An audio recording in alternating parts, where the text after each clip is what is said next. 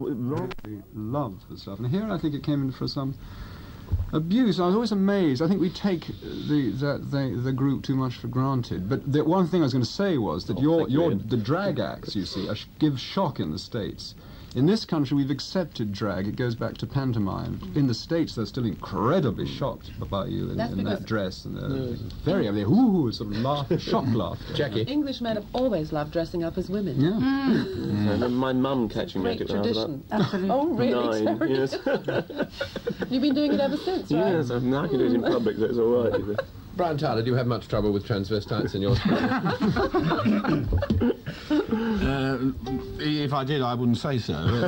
You probably don't know which is which. Kenneth Robinson's had a rather busy time. He's also been seeing The Meaning of Life.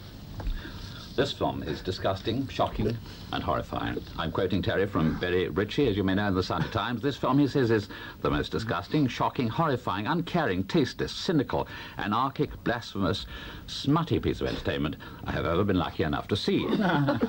Barry Whitehouse, who of course has commented on the film without seeing it, is reported as saying that we'll all have been corrupted if we come away laughing.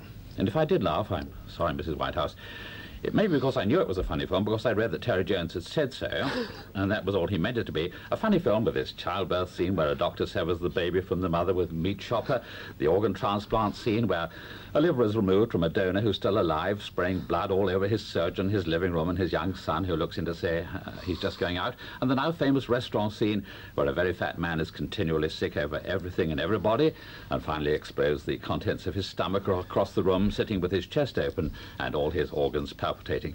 Very funny, I expect. There are other scenes from everyday life. John Cleese as a schoolmaster, giving sex instruction to a class and demonstrating to them with his wife on a bed that comes out of the wall. There are schoolboys being kicked into the ground by masters at a rugger match, and men being killed comically in the trenches as they try to present farewell gifts of clocks and a cake to one of the officers. And there are Zulu war scenes featuring an officer with half a leg mysteriously bitten off, suspecting he has some sort of virus. But I won't go on. You can see how very funny it all is. Oh, yes, and there's a musical spot about a Roman Catholic who can't stop having dozens of children because, as he sings, every sperm is sacred, every sperm is great. If a sperm is wasted, God gets quite irate. Now, to make this even funnier, I suppose that was the idea, Terry, these and similar dirty words are sung by innocent young children. I don't suppose the children came to any harm doing this, but I imagine a few grown-ups will have a millstone or two hung round their necks for it.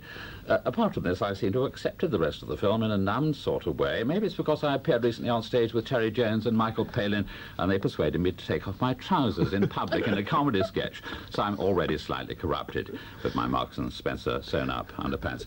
But that can't be the excuse of so many critics who condoned the film by getting terribly highbrow about it. Philip French in The Observer said it is more abrasive than Brecht's Mahogany. The Times critic compared it with La Grande Bouffe. The Sunday Telegraph's reviewer found echoes of Bergman's Seventh Seal, and everyone else joined in with names like Dean Swift, Zeffirelli, and Woody Allen. Well, I myself, as a one-time film critic, found reminders in the birth scene of the Eskimo childbirth in Nanook of the North. Maybe because I last saw that old film on television, immediately followed by a commercial for Eskimo fish cakes, and which was much more like the Monty Python we once knew and loved. If I'm getting off the point, it's because, like everyone else, it seems, I don't really want to say I don't exactly love this film by a team of people I admire and like. You're all described in the Sunday Times, Terry, as representing the traditional polarization of Cambridge pragmatists and Oxford romantics. Are you really an Oxford romantic, Terry, I wondered, and if so, do you think it shows in this film, and if not, do you think this question could go on for quite a long time? Because I think it does show. I mean, things like the sperm song, for example, I think it's a very romantic little piece, actually, because you see this working class, northern working class family, and they've got about sort of 80 children. We actually had 60 in a very small room. And although the father's saying he's got to sell them off for medical experiments, actually the whole scene generates this feeling of the love that the family has for each other. The father and the mother, the children all love them and they love all those. It seems to me the first time that Python's ever managed to express the emotion of love in a... I made a terrible mistake. I made a note in the margin of my paper saying brilliant, and I crossed it out afterwards, of course. Should I have been in it, Kenneth? Oh, yes, of course you should. This is what we needed, just to round off the film, I think. Yes. I wonder what would happen if Monty Python was a group of women doing the same kind of thing, using the same kind of language and depicting the same kind of events, I think they would get a lot more criticism. They couldn't get more than what sounds as if you've got. Terry, what do you think about that? It's an interesting question, actually. Yeah, it's a difficult one. I don't know, really. 'Cause, I mean, it's like almost saying, well, what about if it was a different group of men? No, it's not like saying that at all. Jackie Collins is quite right. There's always been a double standard of conduct Yes. for men and women. Yeah, because people are shocked by my books. Remember in the Much more 30s? shocked than they are now. In the 30s, I remember saying to my mother, promise me, you'll never smoke, because women shouldn't smoke. I mean, that was, you know, just banned from women, wasn't it? But men were allowed to smoke. It's the same sort of thing, really. Yeah. Let's just come back to the film. I mean, what about the question of, you know, could it be done by women, do you think, or that kind of thing? Actually, I honestly don't know.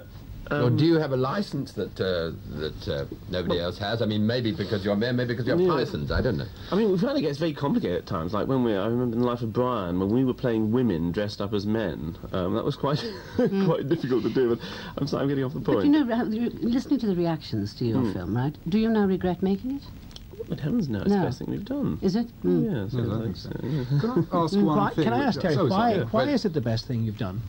What is so it's good the about most it? sustained. It's the funniest thing we've done, I think, when you see it with an audience. It's just wonderful to see an audience sort of just having sort of mini riots during it. And I think technically it is. And I think it's also... Let Brian Mawhinney continue for the moment. Yeah. Yes, Because I haven't seen it, so I'm not in any position to pass a judgment, and I'm not doing that. But I was wondering whether people can build up a reputation for being funny in a, if you'll forgive the word, in a sort of an acceptable way, and then use that reputation to move into other areas which are not quite so generally acceptable, but people then feel inhibited from criticising because, I mean, I was interested in what Richard said earlier, you know, you're Monty Python, and therefore, by definition, that must be good or acceptable. I don't think it's ever as planned as that. I mean, I think Python has always sort of been on the kind of the boundaries of the acceptable, and that's part of the role in a way. It's like the court jester in a way in the medieval court. It's somebody saying something that nobody else is saying, and I think it's an important role for comedy to just keep prodding and keep people questioning their values. Court jesters sometimes lost their heads, though. At what point do you think we ought to take your head? Well, it's at the point when people stop laughing. I think. Well, once as long as people laugh, that's the acceptable bottom line. Absolutely, yes. I think that's. I would never say there's nothing you can't make fun about. If something is funny, then it's possible to make fun of it by definition. I think the whole question about what is good taste, what is bad taste, is again a bit of sloppy thinking, if I may say. Is childbirth funny? Is childbirth funny? Well, I think what that scene was about, it was about the industrialisation, the mechanisation of childbirth, the way in which childbirth has been appropriated by the medical establishment, and now it's illegal now to actually have your own child without having a qualified medical attendant, which I find fairly an outrageous infringement of liberty. And you're being forced to have children, have your babies in hospital with huge amounts of mechanics around you. When my first child was born, we went into a hospital, and my first reaction was saying, oh, isn't it wonderful, there's all these machines tied up to my wife. And in fact, it screwed her up, all those machines, in the end, because the people didn't know how to work them. Yeah. And she had a sort of two-day labour. This is interesting what you're saying, because you were asked whether the film had meanings. A lot of people were reading meanings into it, and I think you were quoted as saying, no, it was just funny, but you do, in fact, mean to say something in some of these scenes. Well, I think it's difficult. If we say we mean to say something, it sounds as if we thought, oh, well, wouldn't it be nice to write a funny scene about that? Whereas very often the meaning comes out of the humour. You go for the humour first, and then in a way the morality comes out of it. Organ transplant's funny? That scene is about, like a lot of the scenes in the films, it's about people not coming to terms with the awfulness of reality. It's the woman, the wife, coming into the room, seeing her husband stretched out on a table with his guts open and people pulling his insides out, and all she can say is, well, isn't that typical of him? She's spent a lifetime blaming him for things. He goes down to the library, you know, sees a few signs up, he gives blood, does cold research, all that sort of thing, and it's like a lifetime of habit in her thought. She can't actually come to terms with what she's seeing. But are you driven by your reputation into being more and more and more outrageous? I don't think it's being driven. I think it was a kind of feeling of liberation in a way, kind of feeling, well, we didn't say, well, you can't do that. I mean, there was nothing. Just so long as we thought it was funny, there was no reason why we shouldn't do it. Anybody been sick? Yes, our music director was sick the first time he saw the that scene. By the way, the songs are very good, which have not been mentioned at all in the reviews. They're excellent songs. But that lovely last line, which is sort of anti that always been hanged under the bugger all on earth. Oh, it's yes, a very that moving wonderful last song. line of the But film. the thing I was going to say was, too, when you describe the film as we are, it just sounds ghastly. I've told friends that, oh, don't go to that. But when you see it, because the characters are so sort of film fun-like, I mean, they're so absurd and funny, and when you see John Cleese's face and you laugh at once, so therefore it's not offensive anymore. I mean, I was in pain, in absolute pain. I had to go back again because to be not in pain. It was so funny, and the public school stuff is brilliant. And also the other thing is that it's, to me, seeing it in the States, it's quintessential middle-class life. I don't think Americans see it quite like that. They like to, because they keep saying, oh, it's so gross, it's a gross out, which they love because they've got a country to revolt against more. But I think in this, it seems to me to be a very British film indeed. Is your American agent?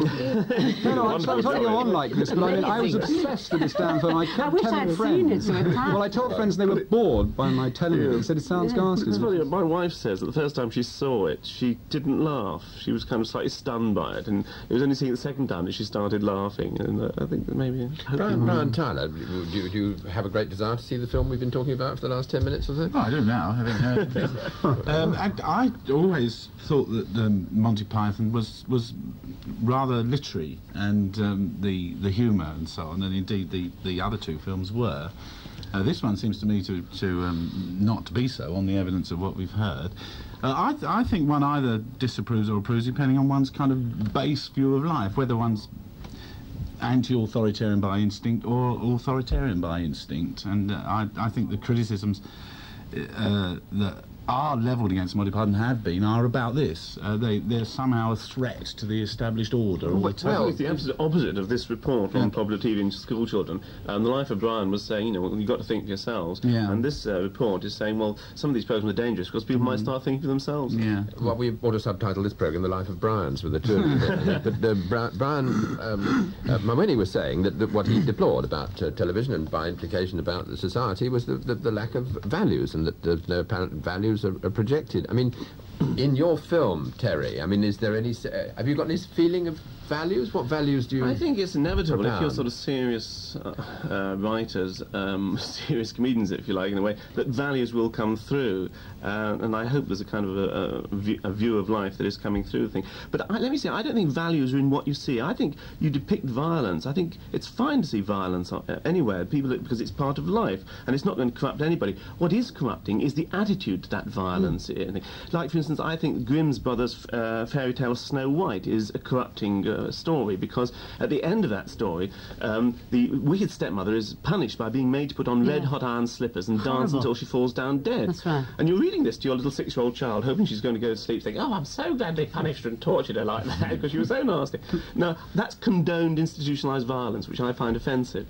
But it's the attitude to the violence all the time that I think is important, and not what you actually see, not how violent it is or what terrible things you see. Well, I mean, you're rather more sort of straightforward, shall we say, in the values business, in the fairy stories that you write yourself, I think, aren't you? I mean, they're kind of very moral. Yes, I suppose they are. In a funny way, though, again, it's rather like the writing comedy, but actually the morality of them just helps to write the stories, actually. If you have a kind of an idea or feeling, the story, the narrative comes out of that little, out of that sort of set of values. And it seems, I think fairy tales, I think they do. I think what fascinates me about the whole idea of fairy tales is that they abstract values, and I find it much easier to talk about values in the abstract than I do in every day that I come across.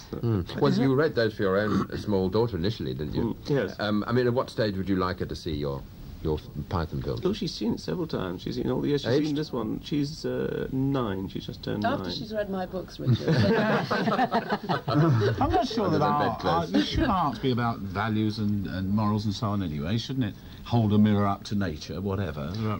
I think something should come through it. I mean, because I disagreed with what you said earlier when you said you didn't think people model themselves on anything. Maybe they don't model themselves on Mind and JR, but I think Speaking from my own experience, I've gone through life emulating people I've read about, heard about, seen. I think it was Hopalong Cassidy or Rupert Bear or something. But I think emulation is a very crucial part of art, and that really the kind of values and the kind of heroes we put our society puts into its art maybe are important. I suppose what you're saying is that an awful lot of our way of life is pretentious and horrible and greedy and nasty and violent, and it's horrible, and we ought to disapprove of it, I suppose. I mean, chaps who overeat in restaurants aren't very nice, or whatever. No, I think that scene is really about the reaction to it. It's about everybody else sort of trying to pretend this horrible thing isn't happening. You can't track down these values. I mean, I know a girl who was very badly influenced when she was very young by having quite interesting thoughts about Hopalong Cassidy before she'd had interesting thoughts about anything else at all.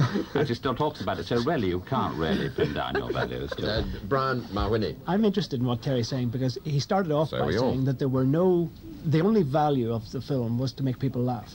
Now it seems to me he's starting to put other values and talk about other values, and it sounds almost like the sort of rationalisation that politicians are accused of coming up with excuses and apologies after the event, rather than trying to think it through. The only value is in making people laugh. I think that's our only justification for having the ear of the public, if you like. It's no good us sort of getting on our high horse and preaching morals and everything if we're not making people laugh, because that's our sort of carte blanche for doing it. I also don't mean that we don't actually set out to preach and make morals in the thing. It's just that we're setting out to do what 6 guys find funny, which 6 particular people find funny. And that's where we start from. Inevitably, perhaps, something of our view of life comes out of that. I think Brian Tyler would like your school. The only time I ever really had any fans under the age of 85 was when I was persuaded to say the 2 words lemon curry from Monty Python, and said it over and over again in every episode for a whole run. Lemon curry, slightly different inflection. Say it so well. That's right, Terry. And then in trains, all the kids would sort of peer through the glass and say, lemon curry. I felt at last I had a with the younger generation. Yeah.